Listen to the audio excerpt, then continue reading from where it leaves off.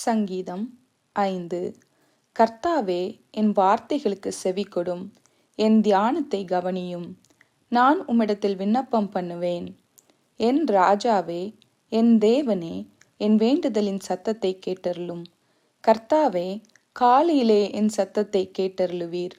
காலையிலே உமக்கு நேரே வந்து ஆயத்தமாகி காத்திருப்பேன். நீர் துன்மார்க்கத்தில் பிரியப்படுகிற தேவன் அல்ல. தீமை உம்மிடத்தில் சேர்வதில்லை. வீம்புக்காரர் உம்முடைய கண்களுக்கு முன்பாக நிலை நிற்க மாட்டார்கள். அக்கிரமக்காரர் யாவரையும் வெறுக்கிறீர். பொய் பேசுகிறவர்களை அழிப்பீர்.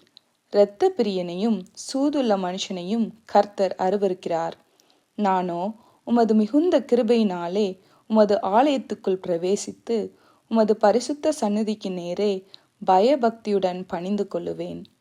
கர்த்தாவே, என் சத்துருக்களின் நிமித்தம் என்னை உம்முடைய நீதியிலே நடத்தி எனக்கு முன்பாக உம்முடைய வழியை செவ்வைப்படுத்தும்.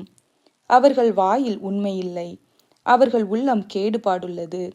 அவர்கள் தொண்டை திறக்கப்பட்ட பிரேதக்குழி. தங்கள் நாவினால் இச்சகம் பேசுகிறார்கள். தேவனே அவர்களை குற்றவாளிகளாக தீரும்.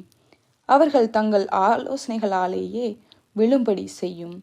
அவர்கள் துரோகங்களினுடைய திரட்சி நிமித்தம் அவர்களை தள்ளிவிடும். உமக்கு விரோதமாய் கலகம் பண்ணினார்களே, உம்மை நம்புகிறவர்கள் யாவரும் சந்தோஷித்து எந்நாளும் கெம்பீரிப்பார்களாக. நீர் அவர்களை காப்பாற்றுவீர். உம்முடைய நாமத்தை நேசிக்கிறவர்கள் உம்மில் களி கூறுவார்களாக. கர்த்தாவே, நீர் நீதிமானை ஆசீர்வதித்து காருண்யம் என்னும் கேடகத்தினால் அவனை சூழ்ந்து கொள்வீர்.